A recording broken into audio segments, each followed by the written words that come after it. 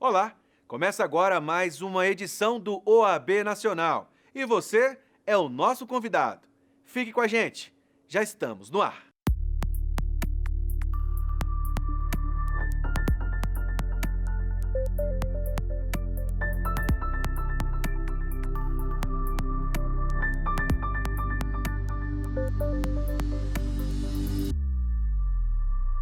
Eu começo o programa de hoje com mais uma edição do Papo em Ordem, que contou com a mediação do presidente da Ordem dos Advogados do Brasil, Felipe Santa Cruz. Na ocasião, ele recebeu como convidado o presidente do Tribunal Superior Eleitoral, Luiz Roberto Barroso, que defendeu o uso das urnas eletrônicas e debateu as polêmicas em torno do voto impresso. Acompanhe. Custo é um primeiro problema. O segundo problema é o perigo de violação do sigilo. Foi essa uma das razões pelas quais o Supremo declarou a inconstitucionalidade da previsão anterior. Em terceiro lugar, Felipe, quando nós fizemos um teste com urnas impressas em 2002, foi um transtorno, porque aumentaram as filas, aumentou o número de votos em branco e nulos, e as impressoras, como acontece com a minha, com a sua, aquilo emperra, e aí você tem que ir lá tirar o voto. Em muitas sessões eleitorais tiveram que converter do eletrônico para o impresso e, portanto, voltar para o voto em cédula. E duas coisas me preocupam além disso, Felipe, que são: a primeira é o risco de judicialização. Você comanda mais de 1 milhão de advogados no Brasil. Advogados hábeis e que fazem tudo para bem representar os seus clientes.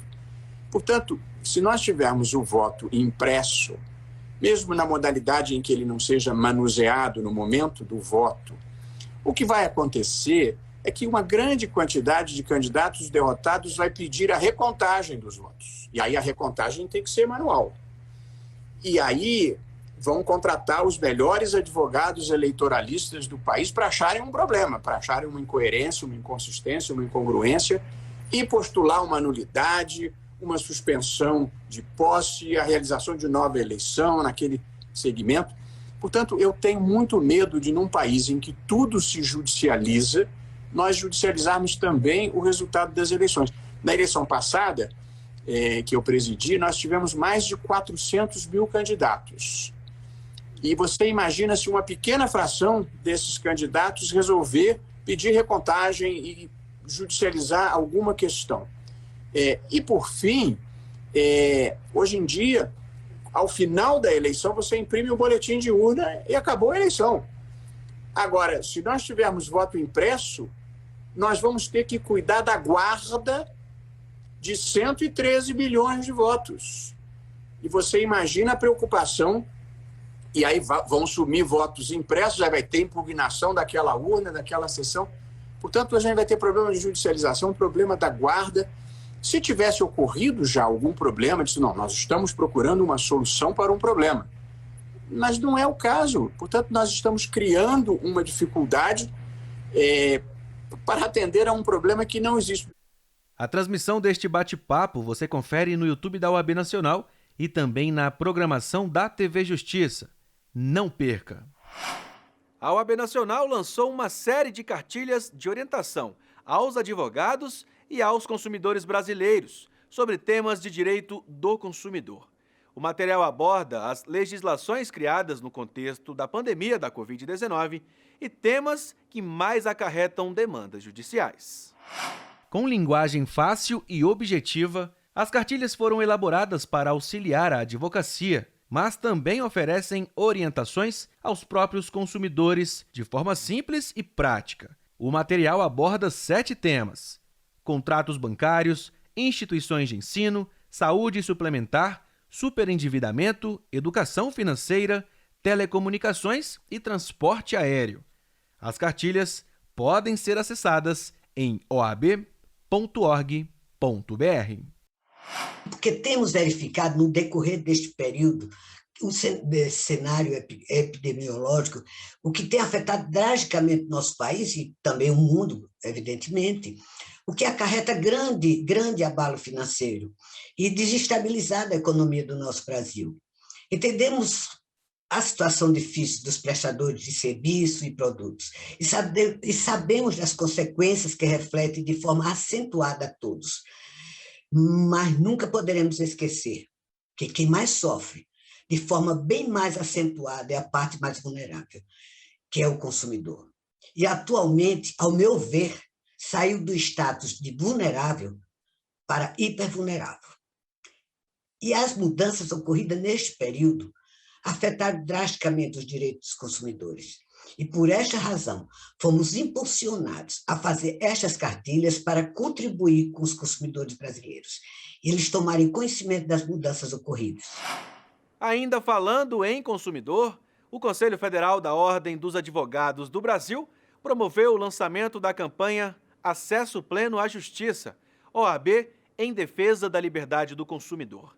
O objetivo desta iniciativa é contestar a exigência abusiva de que os consumidores tenham de formular reclamação nos canais de atendimento de fornecedores de produtos e serviços como requisito para recebimento da petição inicial em ações judiciais. Me sinto muito feliz por estar aqui hoje, lançando mais esta campanha. Entretanto, esta felicidade, por mais que seja uma realização, mas é uma grande preocupação também. Mais uma vez, nos seus 90 anos de história, a OAB se vê obrigada a atuar de forma incisiva na defesa do Estado Democrático de Direito.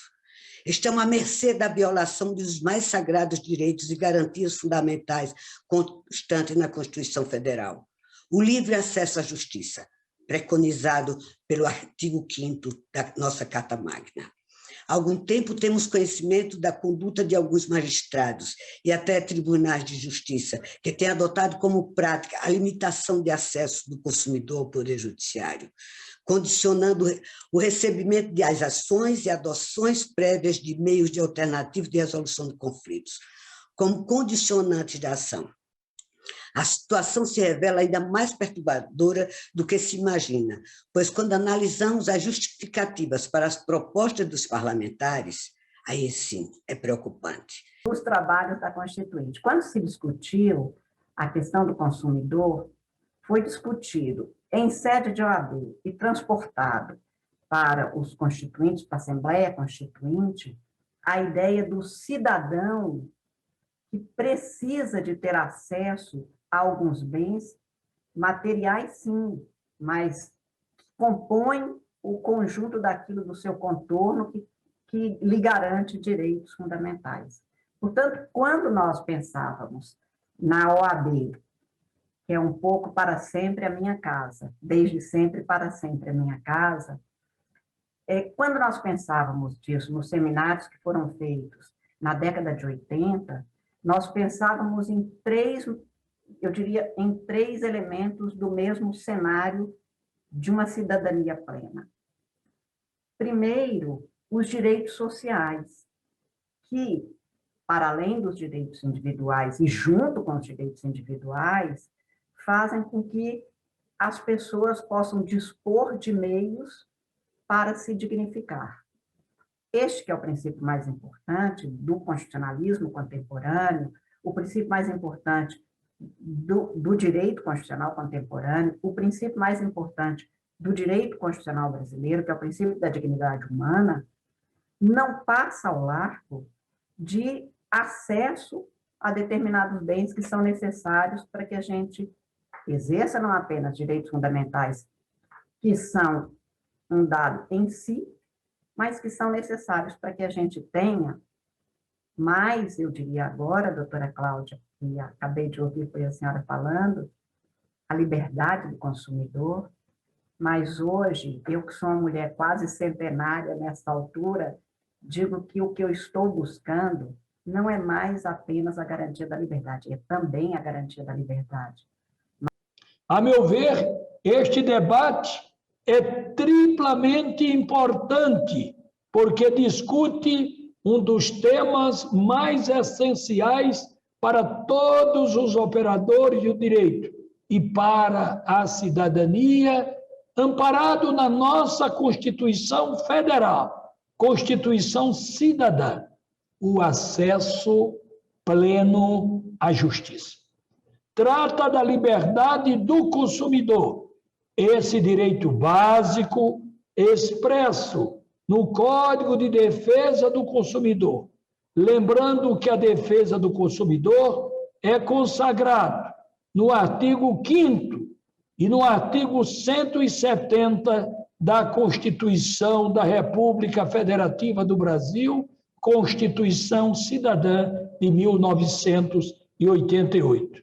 E envolve também, como é sabido e ressabido, a participação da Ordem dos Advogados do Brasil, cujo compromisso institucional é a defesa da sociedade, em especial quando houver violação dos direitos e garantias fundamentais previstos na Constituição da República.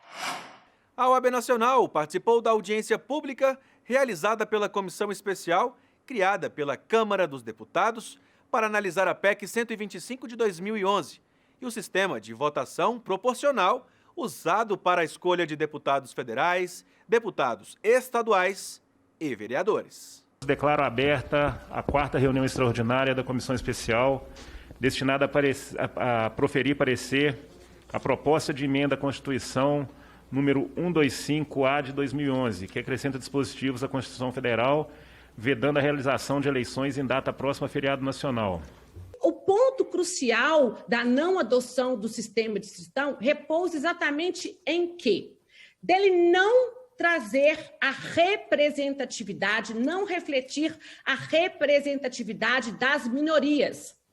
E, embora as mulheres não possam ser rotuladas como minorias, nós temos que a adoção desse sistema não irá, de modo algum, beneficiar candidaturas femininas. E isso não é o que nós queremos. E isso não é o que a nossa democracia quer. E agora, entrando especificamente no nosso tema, quando a gente fala em democracia, e eu vou mais uma vez me socorrer aqui da fala, presidente, do deputado Pompeu. Ele disse, na verdade, uma fala de Winston Churchill, quando ele menciona que a democracia é o pior dos regimes, à exceção de todos aqueles que já foram adotados. Exatamente. A democracia é, sem sombra de dúvidas, o melhor dos regimes políticos. Exatamente porque o regime democrático, isso quem diz é a nossa Constituição, no seu artigo 1º, ele propicia que todo poder emana do povo. É o povo que decide, é o povo que manda. E nós temos que a democracia tem como pressuposto exatamente um nível de conhecimento da população a partir da compreensão de uma gama de informações que hoje advém de vários meios, dessa possibilidade do povo participar da vida política.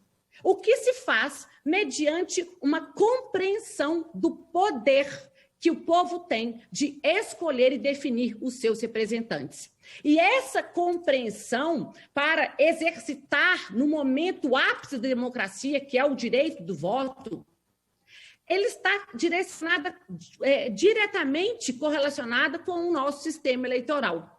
E aqui, como precederam as minhas falas, nós colocamos em contraposição o sistema atualmente vigente, o sistema proporcional, válido para a eleição dos nossos representantes nos parlamentos, e também o sistema distritão, que é o que mais nos preocupa enquanto operadores do direito. Além da presidente da Comissão Especial de Estudo da Reforma Política da OAB Nacional e de deputados, participaram da audiência o ex-ministro da Justiça, Eugênio José Guilherme de Aragão, representantes da Ordem dos Advogados do Brasil, procuradores e professores universitários. Mais detalhes você confere em oab.org.br.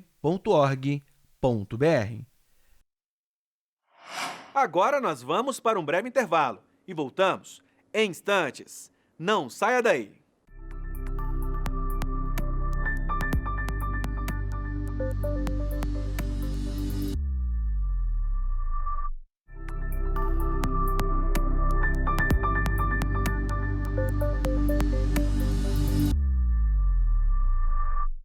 voltamos. Obrigado pela sua companhia. A OAB Nacional realizou audiência pública intitulada Segurança Jurídica das Adoções Judiciais no Brasil. O evento tratou das questões que envolvem processos de adoção no país e aconteceu no YouTube da Ordem, com mais de 3 horas de transmissão. Confira. Precisamos falar de segurança para que as adoções, de fato, sejam um instituto a mais para garantir direitos de meninos e meninas desse Brasil.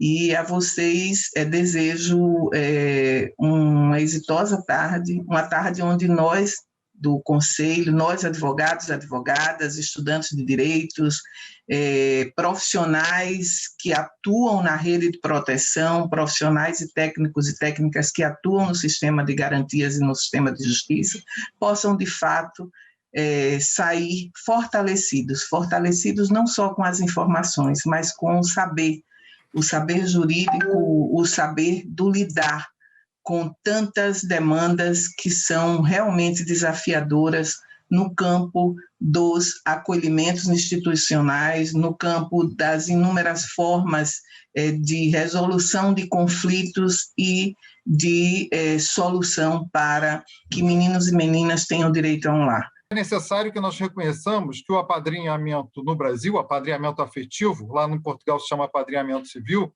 precisa se tornar uma política pública para que haja isonomia entre as crianças. Quer dizer, não é possível que uma criança na vara do Dr. Sérgio aqui no Rio de Janeiro tenha apadrinhamento, na vara do lado não tenha apadrinhamento, ou na cidade do lado não tenha apadrinhamento. Se nós estamos falando de um direito fundamental à convivência familiar e aquele apadrinhamento vai ser a única oportunidade para que a criança tenha essa manifestação, nós não podemos nos dar ao luxo de que o apadrinhamento seja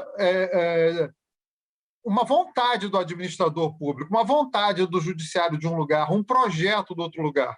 Nós temos que ter, como temos que ter também para as famílias acolhedoras, uma política pública que seja geral, que seja cobrada em cada município, em cada estado. O advogado é importante nesse papel também. Não tem que ter advogado. É importante, porque vai haver processo, existem prazos exíguos, ele pode controlar prazo, orientar, muitas vezes fazer um meio de campo com um grupo de apoio à adoção para dar uma boa formação, quer dizer, é importante esse momento. Na fase, por exemplo, de adoção, também é possível o ECA, há até muita discussão se ele prevalece em relação ao Estatuto da OAB, que não se exigiria aí a postulação por meio de um advogado, mas aí o que surge nessa discussão? Muitas vezes o advogado é importante para verificar, em termos de segurança jurídica, verificar, por exemplo, se a destituição ela cumpriu as etapas, se, por exemplo, aquela ligação que eu recebi, aquela doce ligação, puxa, já tem uma pessoa, mas assim, por enquanto está com suspensão do poder familiar, e a pessoa emocionada, quer dizer, aceito ou não aceito, quer dizer, tem alguém que deu uma orientação para falar, olha, os riscos são esses, e tal, numa entrega para adoção, olhar, ter acesso aos autos, até um detalhe, quer dizer, que muitas vezes eu ouço de colegas que não dão acesso à destituição, à entrega para adoção, e tem que dar, muitas vezes, o adotante muitas vezes tem que ter acesso a essas informações para saber até se há segurança para ele poder postular e depois não ter uma dor de cabeça no meio do caminho. Então, eu acho muito interessante essa pontuação da necessária participação cada vez mais dos advogados. A Escola Superior da Advocacia Nacional tem realizado transmissões ao vivo no YouTube da ESA Nacional, com temas relevantes, atuais e de interesse prático para toda a advocacia. O assunto desta vez tratou dos reflexos da Lei Geral de Proteção de Dados no direito do trabalho. A consultoria geral e mais abrangente em LGPD, ela vai ser necessária, né? Porque, vamos dizer assim, os manuais internos, a governança corporativa como um todo, ela vai ter que servir para tratamento de todos os dados. Entretanto, existem muitas peculiaridades quando a gente está falando aqui do tratamento de dados de empregados, né, que vão necessitar, né, do insumo fornecido por advogados especialistas também em direito do trabalho. Obviamente, ele vai ter que conhecer a lei para poder interpretar ali os fundamentos, os princípios, os conceitos específicos que estão na LGPD, mas se ele não consegue, se ele não tem a bagagem trabalhista para compreender como que esses dados, aliás, por que e como esses dados são tratados, né, vai ficar um pouco difícil dele conseguir fazer os enquadramentos legais necessários.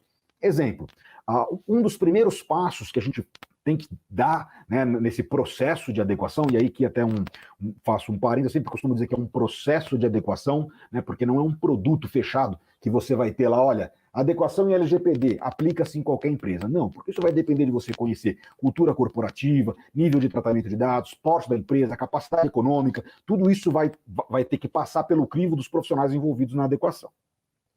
Mas voltando, né, então, as dúvidas que começam a surgir, os primeiros passos que a gente começa a dar vamos conhecer quais são os dados que a gente trata. E isso vão se incluir os dados dos empregados, de como eles são tratados, para que eles são utilizados, como que isso é feito. Então, por exemplo, hoje é muito comum se terceirizar áreas da empresa, como área de saúde e segurança do trabalho, até tem empresa que terceiriza o próprio RH, e esses dados são transmitidos, vai para empresas terceirizadas, dados pessoais, esses pessoais sensíveis desses empregados, né? E o advogado que pretenda se colocar como um consultor de LGPD específico nas relações de trabalho vai ter que fundamentar também nas leis trabalhistas o porquê que isso é necessário.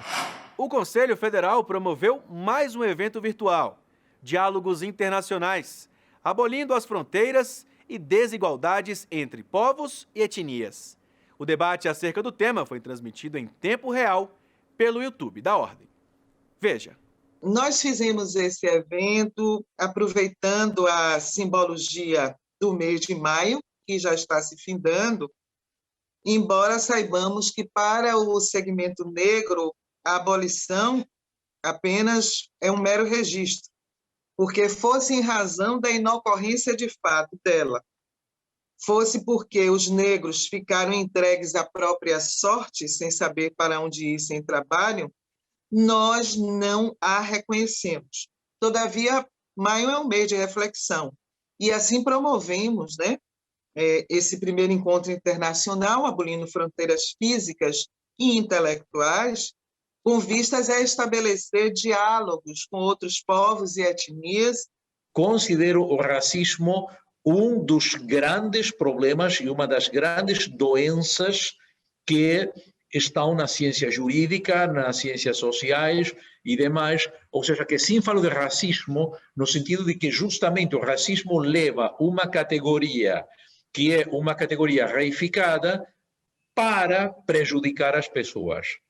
Por que esse tema é importante para a ordem? Porque a advocacia, a razão de ser da advocacia é defender o outro e a outra na busca por justiça. E defender o outro e a outra na busca por justiça não pode ficar restrito ao espaço de uma fronteira criada pela pessoa humana. É preciso expandir esses espaços. É preciso compreender que os saberes são plurais e nós temos que estar sempre aprendendo com todos os tipos de saberes. Eu não sou melhor nem sou pior do que qualquer outra pessoa. Sou diferente e é nos saberes diferentes que nós construímos um saber mais universal. E é por isso que esse encontro é importante. No site da OAB, você encontra as principais notícias da advocacia, decisões judiciais, transparência e credibilidade. Veja alguns destaques da última semana. A OAB obteve mais uma vitória em sua luta contra a atividade ilegal de startups e em defesa da advocacia, para combater a atuação de empresas que promovem publicidade abusiva e mercantilização ilegal da profissão. A 28ª Vara Federal do Rio de Janeiro condenou a empresa Zamorf Mediações Administrativas Limitada a se abster de praticar qualquer ato de anúncio, de publicidade ou de divulgação de oferta de serviços consistentes na angariação ou captação de clientela por qualquer meio físico ou digital. A decisão foi proferida pelo juiz Adriano Saldanha Gomes de Oliveira. Para o presidente da OAB Nacional, Felipe Santa Cruz, abre aspas, essa é uma decisão exemplar e a OAB continuará batalhando para que toda e qualquer tentativa de exercício ilegal da advocacia seja coibida. Fecha aspas. A Comissão Nacional de Defesa dos Direitos da Criança e do Adolescente da OAB participa neste mês de junho da campanha de prevenção e combate ao trabalho infantil. Com o slogan Precisamos agir agora para acabar com o trabalho infantil, O objetivo da medida é alertar a sociedade para o risco de crescimento do trabalho infantil no Brasil e no mundo, em razão dos impactos socioeconômicos da pandemia da Covid-19. Essas e outras notícias você encontra em oab.org.br. Este programa especial da Ordem dos Advogados do Brasil fica por aqui. Se quiser conferir tudo que a OAB vem fazendo, não deixe de seguir a gente nas redes sociais. Nos vemos na próxima semana. Até lá!